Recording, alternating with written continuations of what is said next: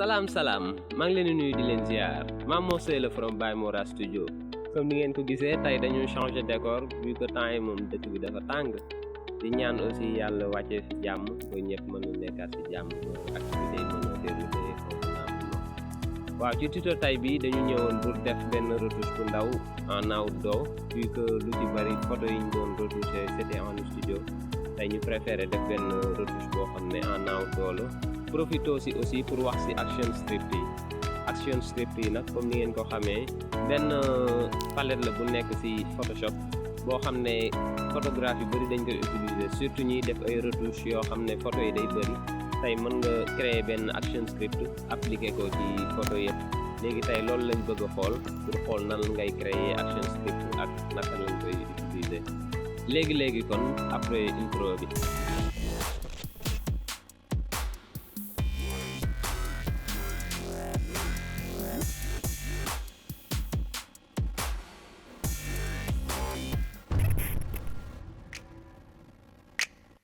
ok tey image bi lañ indi photo bi maa ngi ko defoon en 2020 man ak sama rakk Amady maa ngi koy biggal au passage léegi comme tey su ma duggee Filtre Camera Raw pour def benn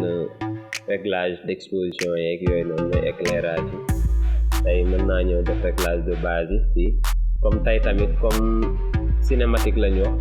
tey fii am nga possibilité tamit boo retouché ba pare après nga ñëw nga xool fii ay réglage yoo xam ne c'est cinématique quoi mais bii après mën nañ bàyyi ba pare soo koy dugg pour terminer donc pour def réglage de base bi mën naa yokk exposition bi wàññi fond clair yi fond bi dama koy tijji en général am latitude ci ombre yi noir bi tamit ma wàññi ko tuuti léegi ñëw ci courbe yi tamit mën naa ko bàyyi ba ñëwaat quoi wala ma ñëw fii au moins xaw ko assombrir un peu pour ma tijji ko tuuti pour mu gën a clair mën naa ko wàññiwaat tuuti nii je pense que nii c'est bon léegi ma ñëw ci étalonnage fii nii pour mën ko jox benn ton teal and orange pour mën a accentuer musoor bi quoi mu jàpp orange un peu pour ñaari couleurs yi gën a mën a marié wu donc nii c'est bon tey boo xoolee manipulation bu ndaw biñ def rek am nañ benn retouche bu simple donc lii retouche la bu ñu neexee aussi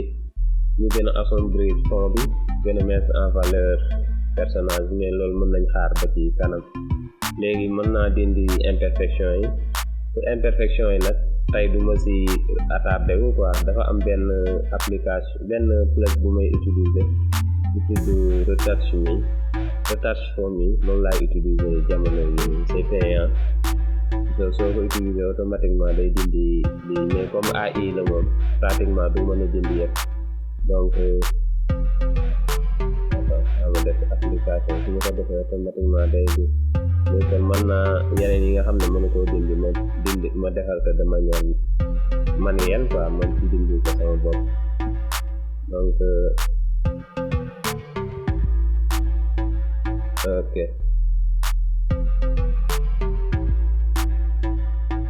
léegi bëggoon naa wax aussi ci action script yi mooy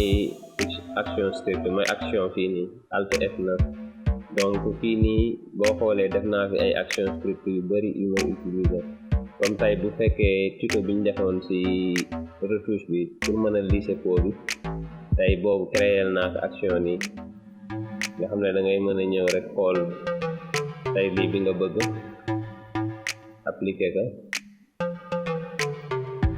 mu appliquer ko directement lii action script yi moo koy def léegi pour créer xaaral ma retoucher ma wan leen tey pour koy créer action bi noo koy defee par exemple comme nii mën nga ñëw nga créer sa groupe mën naa ko tuddee tuto ma créer sama première action ma tuddee ko tuto ba léegi fii am nga possibilité xool ba xam na nga koy utal benn raccourci boo xam ne boo ko bësee rek day ñëw aussi mën nga utal couleur boo koy appliquer léegi fii mooy comme groupe bi ñu ko bëgg a def boo enregistré da ngay gis ci suuf fii nii instant yi am na bouton rek bu commencé enregistrer léegi nag instant bi loo appliqué ci image bi rek day nekk ci action bi léegi mën nañ par exemple créer action boo xam ne mën nañ utiliser pour la fin quoi léegi mën naa dupliquer image bi ma dem sànq ci caméra raw bi li ma leen waxoon mën naa fa demaat juste pour wan leen ne action bi dañ koy créer léegi mais après ñu utiliser ko pour suñu retoucher ba pare tey ci réglage de base yi fii am na ay retouches yu bari comme par exemple mën ngaa jël bi am ci idée de départ par exemple nga ñëw boo demee réglage nga xool contraste yi comme instant bi dañuy retoucher carrément fii comme mooy finaliser moom pratiquement da ngay jox image bi benn teint quoi benn ton de couleur mais par exemple mën naa def ni nga dem ci courbe bi dem ci soit ci courbe bi waa mën naa def ni xool ban ton de couleur laa koy jox par exemple mën naa ko jox foofu rouge fii ma jox ko tuuti vert mais mu bañ a ëpp quoi mu jox ko tuuti rose vert mu ak ko ci kaw wala ma defaat ko nii rek mu jàpp tuuti bleu ay rouge noonu def ko nii bleu bi tamit pare def ko fii bleu fii ma jox ko orange ma def ko benn fii line orange bu simple léegi mën naa dem aussi ci color grading bi aussi ma xool tey ban couleur ci lii bi ma doon defal ma xool lan laa ci bëgg appliquer carrément comme nii tey mën nga xool ban ton de couleur nga ko bëgg a jox nga jox ko ko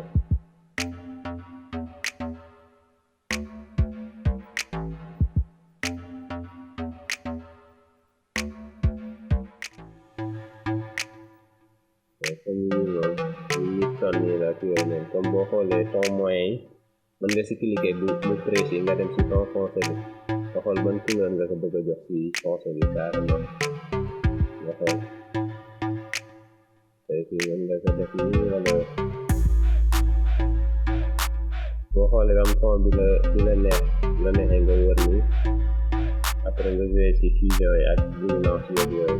luminance booy gën a tijji mu gën a éclairé fii mu gën a fermé après nga dem si ton moyen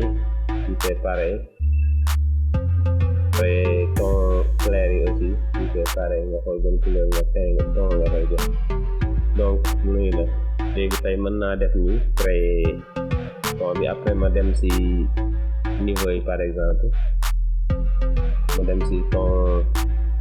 rouge yi dafa rouge trop ma wàññi fii pour créer benn contraste vert bi ma yokk tuuti côté bii nii bleu bi tamit pareil nga xam ne day mel ni ku nekk ci guddi quoi mais mu bañ a ëpp trop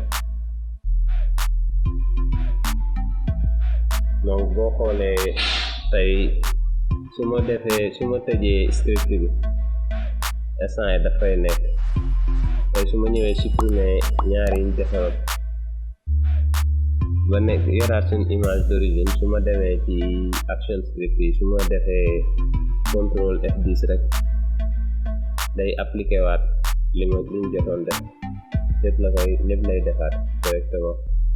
donc loolu mooy action script yi te pour continuer retouche bi tey bët yi war nañ ko éclairer pour retoucher bët yi am naa possibilité dem caméra raw toppaat processus yi ñu defoon yu yàgg wala ma ñëw am na beneen lii bu may utiliser fii boo xam ne aussi c'est payant tey mën naa dem ci aaye yi rek dem xool comme whiten ma cliquer ci automatiquement pour weexal bët yi quoi comme tey su ma defee nii nga gis ne pour weexal bët yi la lu ëppee ma wàññi tuuti opacité bi de la même manière bu fekkee dama bëgg iris yi ma renforcer ko aussi ma koy utiliser directement rek ma renforcer iris yi donc lii rek la quoi donc su ma defee nii tey mën naa utiliser aussi pour ma fusionner lépp. léegi pour ñëwaat ci lii bi ma doon wax action script yi d'habitude damay utiliser lii ma créé woon bu pare, donc su ma si bësee damay mën a ñëw rek dugal valeur yi ma bëgg, bu ëppee ma wàññi ko selon ni ma ko bëggee. donc après commencer lisser code bi quoi. donc da ngay gis ne action script yi daf lay dimbali ci sa rapidité. tey booy liggéey sa liggéey mën a gën a gaaw, daf la ciy dimbali bu baax.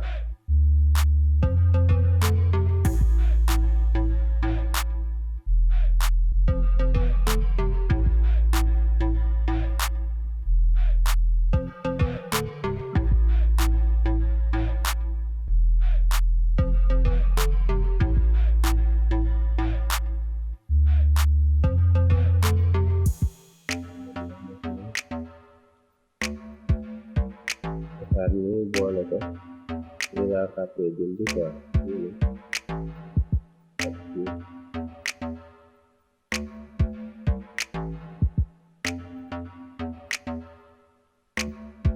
donc retouché naa ko ni de la même manière ci action script yi am naa bu ma créé .NET quoi plus nettetel yi. donc fii nii si plage de couleur yi laa ko jaaree ci outil sélection bi moom laa créé action script bi. léegi fii damay mën a ñëw créer fii directement mooy plage de couleur yi fii nii pour mën a sélectionner haute lumière yi ak ombre yi. donc noonu laay defee .NET rapidement. loolu possibilité la. comme aussi tamit mën naa ñëw créer beneen méthode ancienne bi pour gën a mettre en valeur .NET bi. donc pour action script bi ma créé woon sànq ci début tuto bi boo xoolee mu ngi fi. tey mën naa ñëw rek appliquer ko pour am benn retouche boo xam ne retouche finale la. léegi retouche bi aussi comme sànq dama ci dolli ay valeur, bu fekkee neexuma damay ñëw rek wàññi opacité beeg yooyu pour mën a am lu gën a loo xam ne dina ma neex daal. donc c'est ça. tey mën naa jëlaat courbe bu tamit xool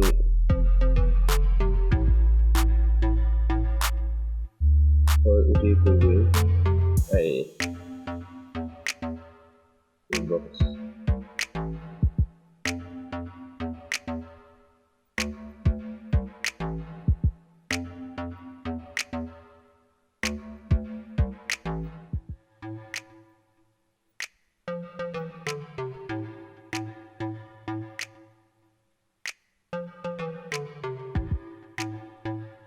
utiliser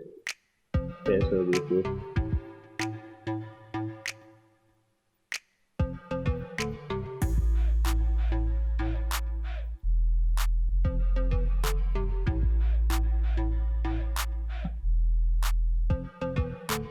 de la même manière ñu utiliser waat outil niveau yi dem ci bleu bi changer un peu environnement bi delluwaat ci rouge bi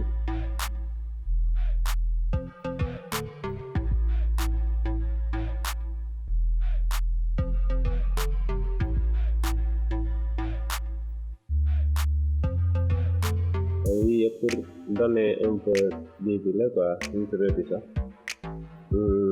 image bi gën a am tuuti lii benn ton de couleur. par exemple mën naa utiliser fii pour mën a motiver ton bii nii ak outil G bi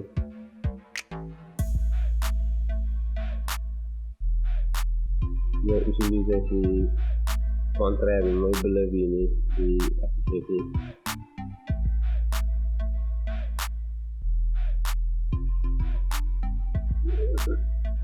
utiliser ko côté bi quoi pour motiver ko.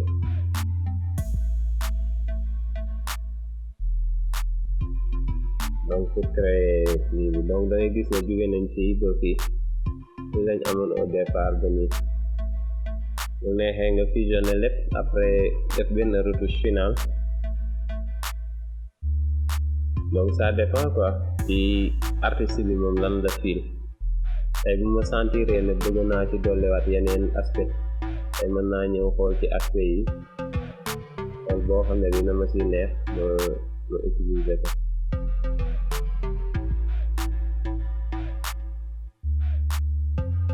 comme bii par exemple mën naa ko utiliser wàññi tuuti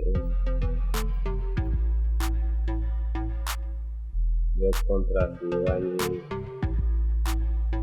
son bi